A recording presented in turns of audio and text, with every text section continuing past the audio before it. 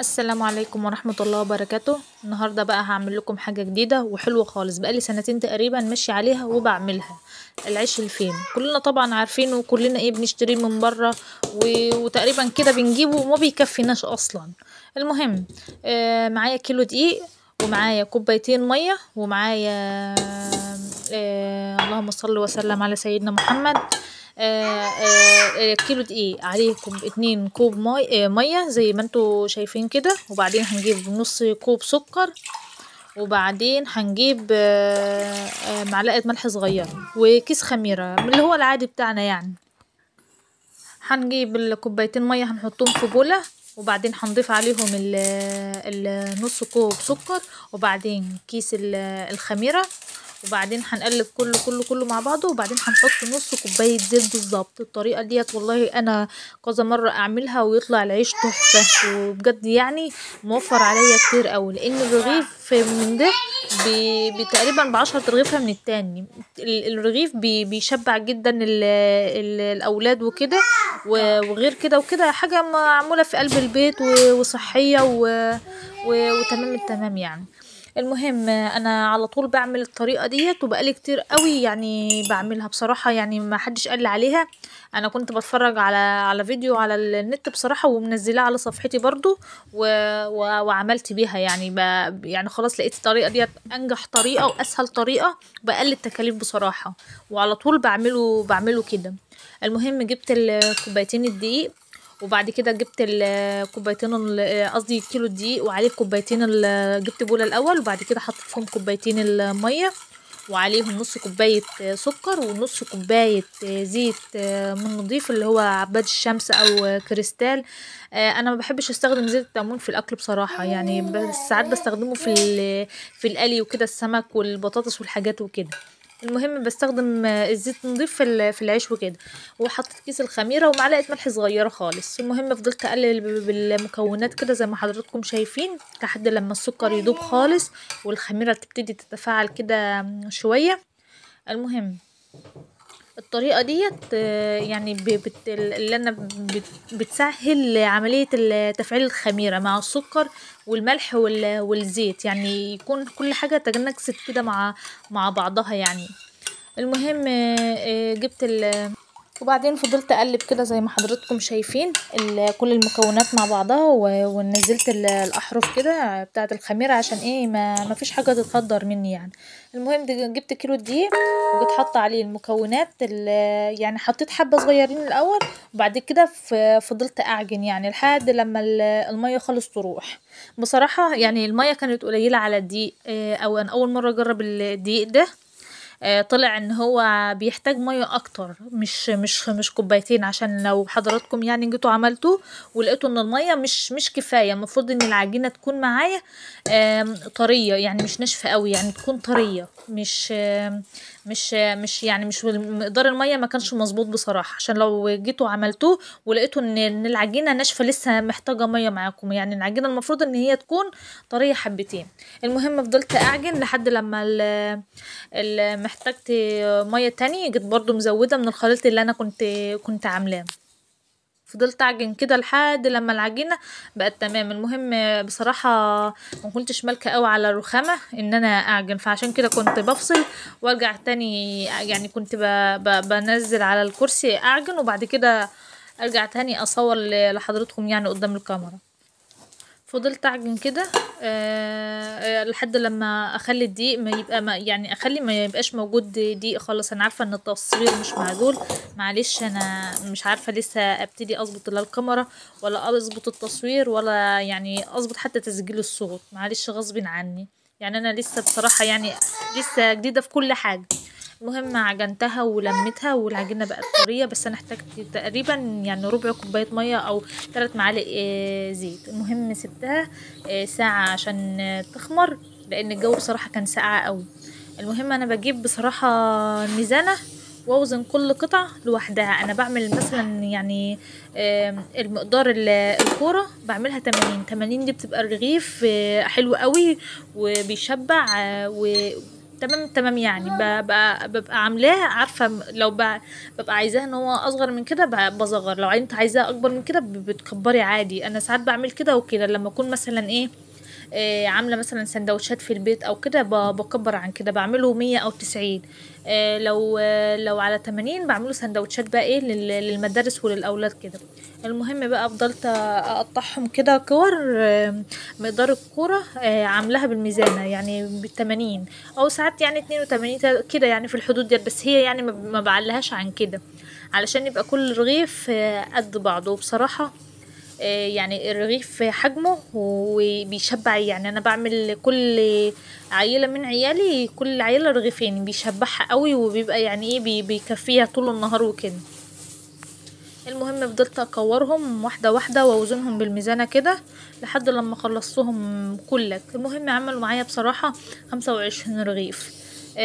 هو بيغيب شوية في السقعة لان الجو ساقع والعجين اصلا ما بيخمرش بسرعة في السقعة ديت يعني. وبصراحة الوقت اللي انا كنت عاملة فيه العجينة كان جو تلج بصراحة. المهم فضلت اكورهم كده كل واحدة كل كورة 80، يعني اللي كانت تعلى عن 80 شوية عادي ما كنتش بخليها 80 بالظبط يعني عادي بمشيها اي حاجة، بس يعني في حدود 80 دي بتبقى كويسة يعني انا عارفة مقدار اكل اولادي ايه. المهم فضلت اكورهم كده كلهم لحد لما خلصتهم خالص. وبعد كده ما سبتش العجينة ترتفع ولا حاجة بعد ما كورتهم، لا كورتهم خلاص وابتديت بقى ان انا ايه جبت جبت كل اللي انا كورتهم حطيتهم في صينية زي ما انتوا حضراتكم شايفين كده. بعد ما خلصت هي ما اسمهاش تكوير، احنا يعني عندنا هنا في الارياف وكده بنقرصه يعني خلصت تقريصهم كلك وابتديت اعملهم كور كده. هي العجينة بتبقى معاكي طرية وانت بتعجني خلي بالك من هي ان العجينه تكون معاكي لازم ان هي تكون طريه، يعني لا طريه قوي ولا ناشفه قوي. هي عجينه العيش الفينو بتبقى طريه، والطريقه اللي انا بقول لكم عليها ديت حلوه قوي، لا من غير بيض ولا من غير لبن ولا اي حاجه خالص. والله انا يعني ماشيه عليها وانتوا لو عملتوها هتعجبكم قوي وهتنبسطوا بيها بجد يعني، لانها بصراحه وفرت عليا كتير قوي. يعني العيش الفينو بتاع بره ده لا بيكفي ولا بيشبع ولا بيعمل معانا اي حاجه. وبصراحه يعني الفران بقت ما عندهاش ضمير في اي حاجه، لا في الحجم ولا في العمايل ولا اي حاجه. يعني الرغيف بنجيبه صغير وما بيشبعش العيل خالص وبعدين خفيف، لكن ده الرغيف هيكون معاكي مشبع مشبع وكويس، هيكون الرغيف معاكي مشبع وبيشبع العيل وكده. المهم خلصتهم هم تقريبا كده 25 كرة كورتهم يعني. المهم بعد ما خلصتهم خالص جبت الصواني بتاعتي ودهنتها زيت، ولازم زيت عشان العيش بعد كده ما يلزقش منك في قلب الصينيه.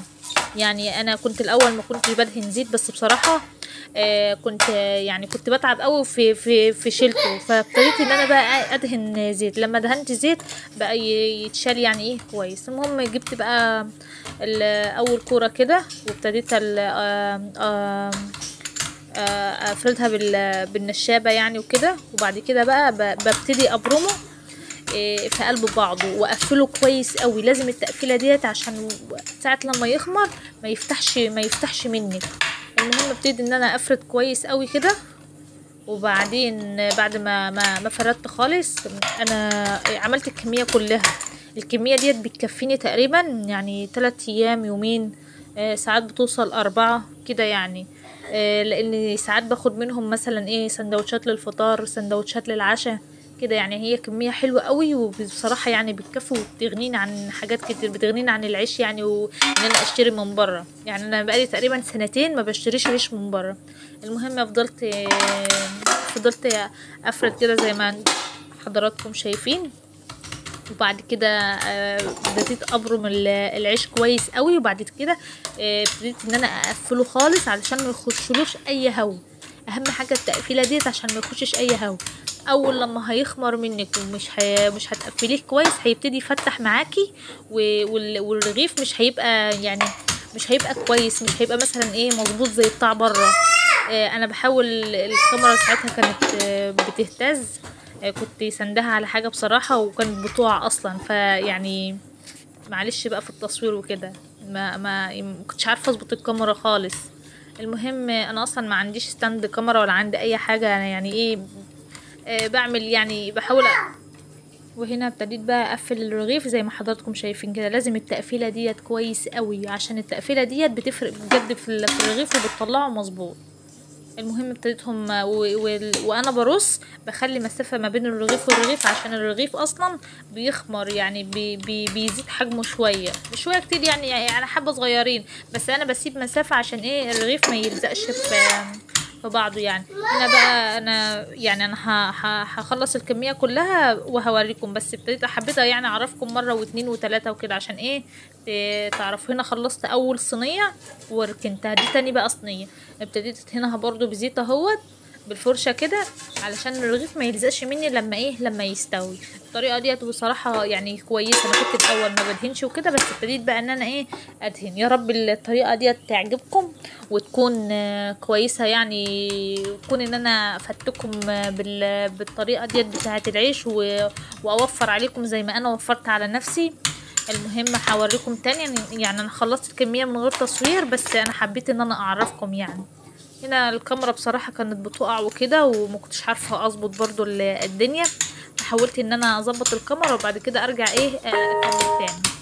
المهم ابتديت افرد الرغيف كده زي ما انتم شايفين، وهبتدي برضو ابرمه يعني برمة يعني كويسة، ويعني تكون ما يخشوش هوا، وبعدين اقفله من فوق كده، وبعد كده هرجع تاني الفه، وبعد كده هحطه في فين في الصينيه. الطريقه ديت سهله خالص والله، ومش مش محتاجه حاجه يعني.